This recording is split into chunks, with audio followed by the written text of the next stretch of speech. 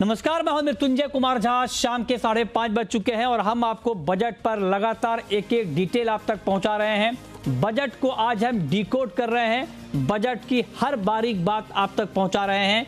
Budget के जो ऐलान हुए हैं उसका इम्पैक्ट क्या होगा, उसका फायदा क्या है, उसका नुकसान क्या है, एक एक डिटेल हम आप तक लगातार पहुंचा रहे हैं। और अभी हम बात करने जा रहे हैं एग्रीकल्चर बजट की। एग्रीकल्चर को लेकर जो ऐलान हुए हैं उसके अलग अलग फाइन प्रिंट पर हम बात कर रहे हैं। हमारे साथ मेहमानों का एक बड़ा पैनल है। हमारे साथ हैं दोराब मिस्त्री, जो कि डायरेक्टर हैं गोदरेज इंटरनेशनल के, और इस वक्त हमारे साथ सिंगापुर से जुड़ रहे हैं। और तिलहन पर इनसे हम बात करेंगे और जानेंगे कि तिलहन के लिए जो ऐलान हुए हैं वो कितने अहम हैं, तिलहन की खेती इंडिया में कैसे बढ़ेगी, कैसे इंपोर्ट पर डिपेंडेंसी कम होगी। हमारे साथ अमित खंडेलवाल हैं, डायरेक्टर हैं स्टार एग्री के। इनसे हम जानेंगे कि जो तमाम ऐलान एग्रीकल्चर को लेकर हुए हैं ग्राउंड पर ये किस तरह से इंप्लीमेंट होंगे। बीरेन वकील हैं पैराडाइम कमोडिटी के, ओवरऑल मार्केट के बारे में बताएंगे। और साथ ही हमारे साथ पाशा पटेल जुड़ रहे हैं कुछ ही देर में, पूर्व चेयरमैन CACP महाराष्ट्र के। उनसे हम जानेंगे MSP के जो ऐलान हुए हैं उसका ग्राउंड पर इम्प्लीमेंटेशन किस तरह से होगा।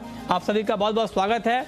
और हम चर्चा की शुरुआत करने जा रहे हैं तिलहन के साथ, क्योंकि तिलहन के लिए ये कहा गया है कि तिलहन की खेती बढ़ाने के लिए नई पॉलिसी बनेगी ताकि इंपोर्ट के ऊपर हमारी डिपेंडेंसी कम हो। 60% से ज़्यादा, आप 70% भी कह सकते हैं, इंडिया में जो खपत होती है खाने के तेल की उसका हमें इंपोर्ट करना पड़ता है, उसके ऊपर निर्भरता कम करनी होगी। और ये इसलिए ज़रूरी है कि ये आंकड़ा आप सुनकर चौंक जाएंगे। करीब करीब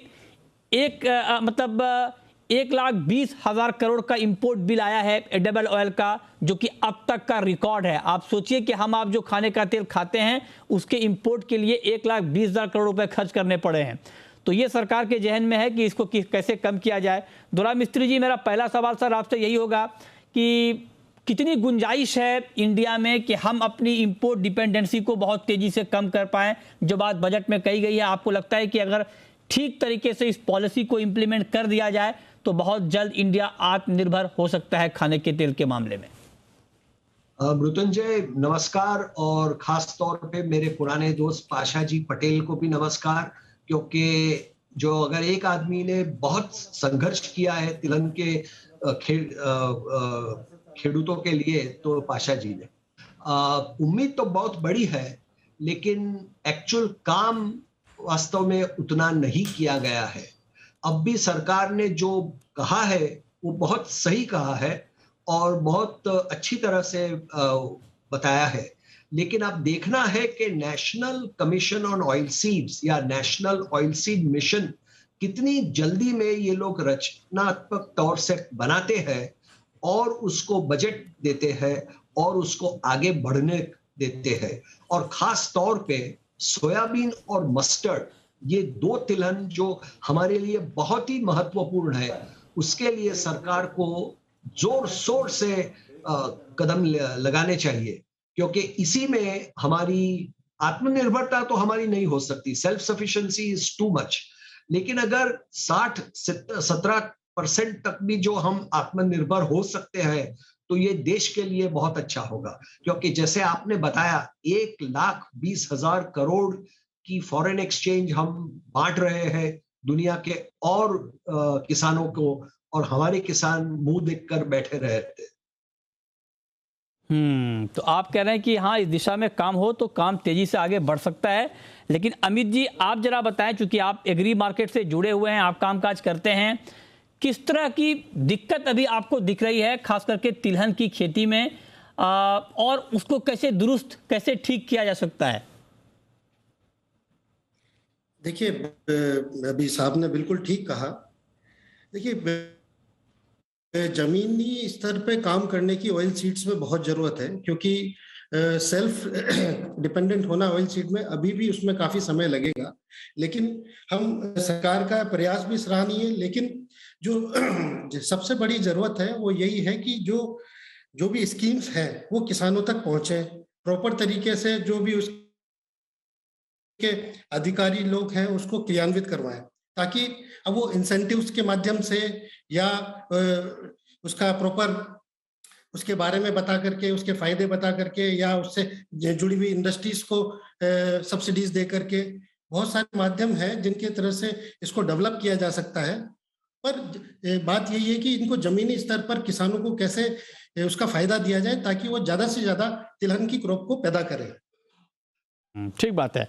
तो आप कह रहे हैं किसानों को बहुत ज्यादा प्रोत्साहित करना पड़ेगा, तभी इस दिशा में हम तेजी से आगे बढ़ पाएंगे। बीरेन जी, आपका टेक, आप तो गुजरात से हैं और आप देखते हैं कि मूंगफली की खेती किस तरह से हो रही है। मतलब मैं आपसे ये पूछना चाह रहा हूं कि पोटेंशियल कहां पर ज्यादा आपको दिख रहा है तिलहन खेती में? इसमें जब करीबन 30 साल पहले मैं जब आया इस फील्ड में, तो technology mission on oil seed and pulses से मैं काफ़ी थ्रिल हो गया था।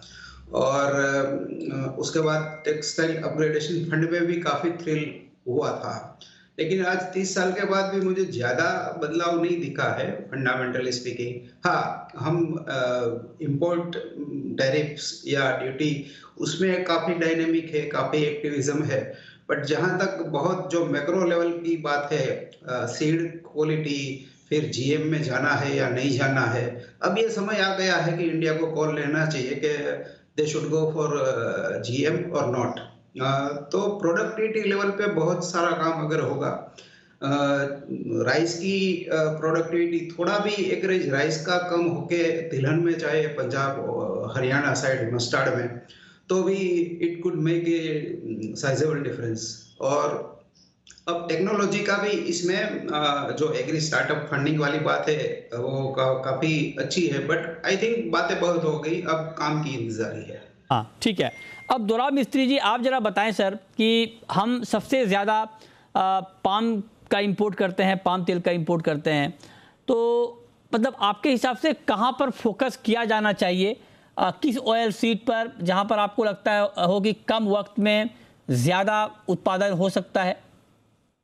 देखिए, पिछले दिन आपने अतुल चतुर्वेदी जी से भी बात इसी सब्जेक्ट पे बनाई और उन्होंने बिल्कुल स्पष्ट रीत से आपको बताया कि प्रोजेक्ट मस्टर्ड, यानी कि उत्तर भारत में जहां गेहूं और चावल की उत्पादन होती है, वहां थोड़ी सी ज्यादा इंसेंटिव लगाकर वहां के किसानों को मस्टर्ड की तरफ खींचा जाए। अगर वो हम करते हैं तो सबसे ज्यादा और सबसे छोटे समय में हम उसके नतीजे देख पाएंगे। जैसे कि इस साल हमने देखा कि मस्टर्ड की क्रॉप मेरे ख्याल से कम 10 मिलियन टन से ज्यादा है, और ये 10 का 20 भी हो सकता है अगले 10 सालों में। और अगर ये हुआ तो ये हमारे देश के लिए बहुत ही बेनिफिशियल होगा। और मेरे ख्याल से मस्टर्ड के जिसमें ऑयल की परसेंटेज ज्यादा है, और मस्टर्ड ऑयल हमारे खास करके उत्तर और ईस्ट में बहुत ही पॉपुलर है, तो ये एक विन विन सिचुएशन हमारे लिए बन सकता है। और इसके लिए हमको जोर शोर से टेक्नोलॉजी, फाइनेंसिंग, टैक्स इंसेंटिव, सब सारे साधन का उपयोग करके मस्टर्ड कल्टीवेशन ज्यादा करना चाहिए। और जो लैंड हम चावल और गेहूं में लगाते हैं उसको हमको मस्टर्ड की तरफ खींचना चाहिए। अगर वो हुआ तो हमारी ये पाम ऑयल पे जो डिपेंडेंसी है वो कम हो सकती है। क्योंकि आप देखिए, एक चीज आप जरूर ध्यान में रखिए, ये जो तेजी का मसला बाजार में निकल चुका है आज करीब 1 साल से, ये जल्दी जाने वाला नहीं है। मैं आपसे कहता रहा कि भाई मार्च अप्रैल तक शायद कंज्यूमर को रिलीफ मिलेगी। अब हम देख रहे हैं कि साउथ अमेरिका में ला नीनिया का जो सूखा ड्राउट जो चल रहा है, और अब ज्यादा ड्राउट अर्जेंटीना में भी फैल रहा है, तो इससे मेरे को लगता है कि तेजी और भी चलेगी और अप्रैल मई महीने तक हमारे कंज्यूमर को कोई राहत मिलने वाली नहीं है। इसलिए सरकार ने जो कदम उठाने का सुझाव दिया है बजट में, ये बिल्कुल अर्जेंट है अब, और ये करना ही चाहिए। बहुत अलार्मिंग सिचुएशन हो चुका है, अब जल्द से जल्द यहाँ पर इंटरवेंशन होना चाहिए। हमारे साथ पाशा पटेल जी भी जुड़ चुके हैं, पूर्व चेयरमैन हैं सीएसीपी महाराष्ट्र के, और किसानों के बीच रहते हैं, बहुत ग्राउंड पर बहुत ज़्यादा काम कर रहे हैं। पाशा पटेल जी, बहुत बहुत स्वागत है आपका। आप जरा बताएं सर कि एक बात इसमें कही गई कि एमएसपी के ऊपर 2,37,000 करोड़ रुपए खर्च किए जाएंगे, खास करके धान और गेहूं की एमएसपी पर, और डायरेक्ट पेमेंट होगा फार्मर को। क्या ये रकम पर्याप्त है एमएसपी की फसलों को देखते हुए? नहीं, देखिए, दो चीजें अलग है। ये एमएसपी अलग है और खरीदी अलग है। तुम कितनी खरीदी किए वो बात अलग होती है, और एमएसपी कितनी है ये बात अलग होती है। सरकार ने ये तो तय किया है कि हम ज्यादा से ज्यादा किसानों को ज्यादा से ज्यादा पैसे देंगे, उनके अकाउंट पे देंगे। सबसे बड़ी बात ये है कि बिचौलिए सारे खत्म हो गए, तो इसलिए किसानों का इसमें फायदा होने वाला है।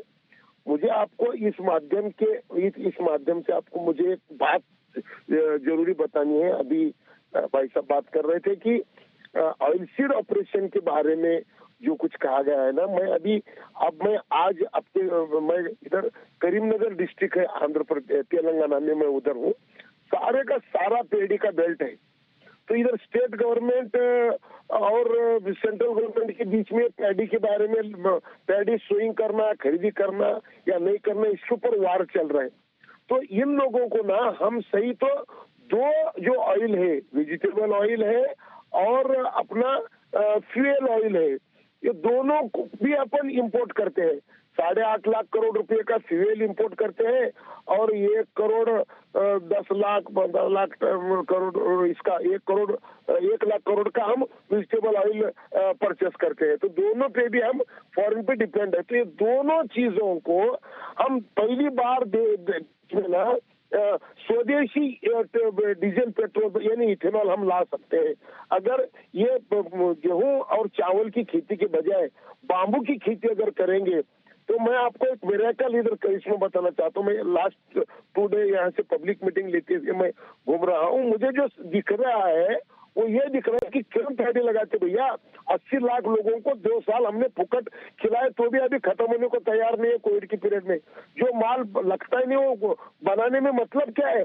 तो इसके लिए सादी बात है कि 8.5 लाख करोड़ रुपए का जो डीजल पेट्रोल हम लाते हैं, इसके बजाय हम सीधा जब ये नुमालीगढ़ में हमारी बाम्बू से इथेनॉल बनाने की दुनिया की पहली रिफाइनरी नीदरलैंड, फिनलैंड और भारत सरकार के माध्यम से जो शुरू हो रही है अगस्त में, वो अगर देखेंगे तो हमारे देश के लिए क्या फायदेमंद है।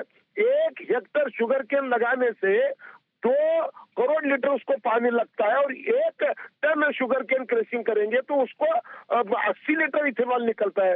लेकिन 1 हेक्टर बाम्बू लगाएंगे तो उसको 20 लाख लीटर पानी लगता है, और 1 टन बाम्बू क्रशिंग करेंगे तो 400 लीटर इथेनॉल निकलता है।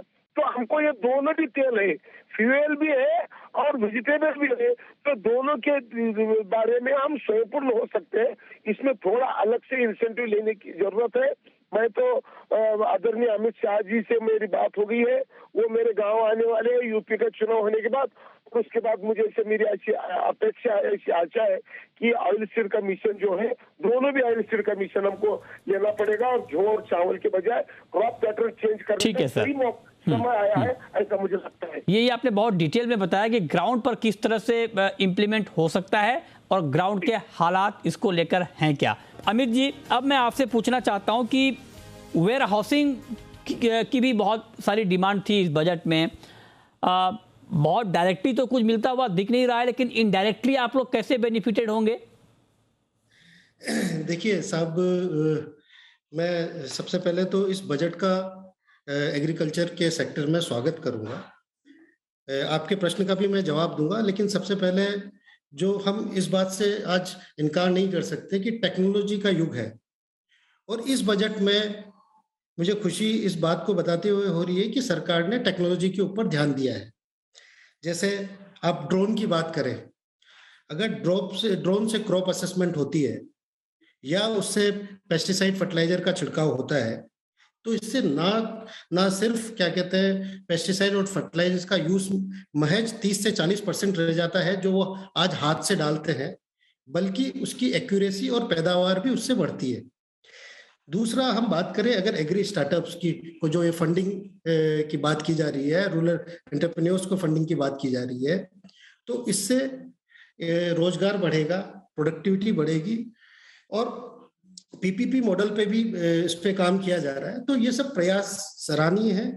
अगर किसान ज्यादा से ज्यादा पैदावार करेगा, रोजगार मिलेगा, और किसान अगर सक्षम होगा तो डेफिनेटली वो अपना जो माल है, अपना प्रोड्यूस है, वो कम दाम पे नहीं बेचेगा और हमारे या किसी भी गवर्नमेंट वेयर हाउसेस में वो रखेगा और उस पे क्या कहते हैं, लोन भी प्राप्त कर सकेगा।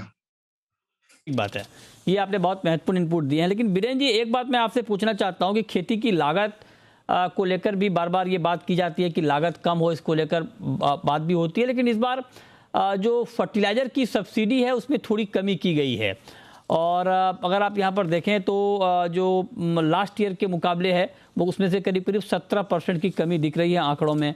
इस पर आपका कमेंट क्या होगा?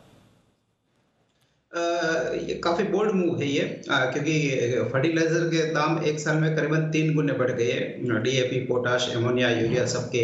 फॉर्चुनेटली अब दाम तेजी से नीचे भी आ रहे हैं, स्टिल काफी ऊपर है, बट कोई फॉरवर्ड ये लग रहा है कि अभी भी 30-40% कम होगा तो सरकार को थोड़ी सी रिलीफ मिलेगी। बट अभी भी मैं समझता हूँ कि सब्सिडी को थोड़ा बढ़ाना चाहिए था, specially food and fertiliser sector. Okay, अच्छा ठीक है, आप कह रहे हैं कि थोड़ा बढ़ाना चाहिए था, लेकिन दोराब जी एक बात मैं आपसे पूछना चाहता हूं सर, आपने भी कहा कि उत्पादन बढ़ाना तो बहुत ज़रूरी है ही, लेकिन सर एक बात बताएं कि जीएम मस्टर्ड को लेकर के भी बहुत बातचीत होती है, इसको लेकर डिबेट हो रहा है। आपको लगता है कि वक्त आ गया है कि जीएम मस्टर्ड को अलाउ किया जाए, या आपको लगता है कि बेशक हमें इंपोर्ट करना पड़ रहा हो लेकिन इतनी जल्दबाजी नहीं करनी चाहिए, क्योंकि इसको लेकर के हेल्थ को लेकर के भी सवाल खड़े होते हैं जीएम क्रॉप को लेकर? नहीं, मृत्युंजय, जीएम अवश्य है और जीएम को चालू कर देना चाहिए। हिंदुस्तान में, पूरी दुनिया में जीएम क्रॉप्स चलते हैं और इससे उत्पादन बढ़ता है, उससे खर्च कम होते हैं, पेस्टिसाइड कम लगाने पड़ते हैं। GM is win win situation और जीएम को हमें स्वीकार कर लेना चाहिए जल्दी से जल्दी, और जीएम मस्टर्ड शुरू कर देना चाहिए मेरे ख्याल से। तो इसका सर कोई नुकसान नहीं होगा? सॉरी, मैं सुन नहीं पाया, आपने क्या? मैं कह रहा हूं सर, जीएम मस्टर्ड को अलाउ किया जाएगा तो क्या जमीन को, मिट्टी को कोई नुकसान नहीं होगा? हेल्थ के लिए ठीक है सर? बिल्कुल, कोई ज्यादा हानि है नहीं। ये लोगों के डाउट्स है मन में, लेकिन पूरी दुनिया में जीएम सोया, जीएम अभी सन में भी तो जीएम आ चुका है, लोग एडमिट नहीं करते हैं बस। और जीएम रेपसीड चालू है नॉर्थ अमेरिका में, उसे कोई हानि और दिक्कत नहीं है। ज्यादा नुकसान नहीं है तो क्या ये माना जाए कि कम नुकसान हो सकता है? नुकसान उतना जीएम से नुकसान तो नहीं होता है, लेकिन प्रोडक्टिविटी बढ़ती है और खर्च कम होते हैं। अच्छा, क्योंकि पेस्टिसाइड उसमें कम लगते हैं। ठीक बात है। अच्छा पाशा पटेल जी, जीएम की भी बात हो रही है, आप जरा बताएं सर, क्योंकि जब हम किसानों की आमदनी बढ़ाने की बात करते हैं तो दो पहलू हैं इसके। एक तो ये कि किसानों का जो उत्पादन है फसलों का, उसका अच्छा भाव मिल जाए, और दूसरा पहलू ये है कि उनकी खेती की लागत कम हो जाए। तो खेती की लागत कम करने की दिशा में ये बजट आपको कैसा लग रहा है? नहीं, खेती की लागत के बजाय मृत्युंजय जी मुझे एक बात कहनी है। वो बात ये है कि 2030 में अब हम 230 लाख मीट्रिक टन खाने का तेल इंपोर्ट कर रहे हैं। 2030 में ये 4.5 लाख मीट्रिक टन के आसपास जाने वाला है। हमारा जमीन बढ़ने वाला नहीं, हमारा यील्ड बढ़ने वाला नहीं। हमारे सामने स्कोप क्या है, कितने पैसे लगेंगे हमको ये सब लाने के लिए, तो ये बात सोचना बहुत जरूरी है। तो इसके लिए क्या है, आप दोराब जी ने जो कहा वो सही है। वो ये है कि इसमें जेनेटिक का इस्तेमाल करे बगैर हम इसमें कामयाब हो नहीं सकते। और आपने मृत्युंजय जी आपने कहा कि इससे कोई नुकसान है क्या, तो नुकसान की अगर बात करते हो ना तो पाम की बात करो ना। गांव में लोग बोल रहे हैं कि पाम खाने से आदमी नपुंसक होता है और पाम का तेल खाने से हार्ट का अटैक आता है। तो पाम से तो ये बहुत अच्छा है, इससे कोई नुकसान होने का कोई कारण ही नहीं है।